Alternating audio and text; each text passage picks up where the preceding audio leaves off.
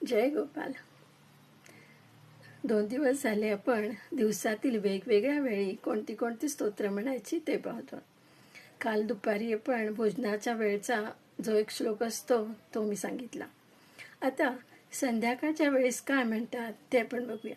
बहुतेक शुभं करोती हे सर्वांना हितच असते, तरीही मी आज सविस्तर म्हणून दाखवणार आहे तो श्लोक. शुभं करोती कल्याणम आरोग्यम धनसंपदा शत्रुबुद्धी विनाशाय दीपज्योती नमोस्तुते. दिव्या दिव्या दीपत्कार कानी कुंडल मोतीहार. दिव्याला पाहून नमस्कार. दिवा लावला देवापाशी उजेड पडला तुळशीपाशी. माझा नमस्कार सर्व देवांपाशी. ये ग लक्ष्मी बैस बाजे माझे घर तुला साजे.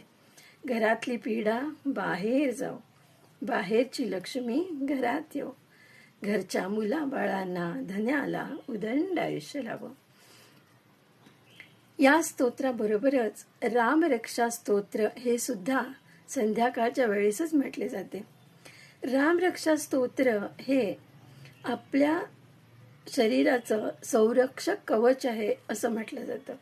त्या बाबतीत आपण सेपरेट विचार करूया. आता रात्रीच्या वेळेस आणखी एक श्लोक आहे.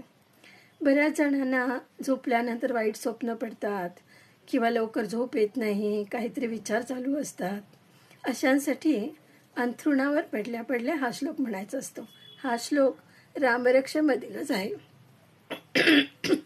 दक्षिणे लक्ष्मणो यस्य वामे तु जनकात्मजा पुरतो मारुतिर्यस्य तं वंदे रघुनंदनम. अस्तिक अस्तिक अस्तिक.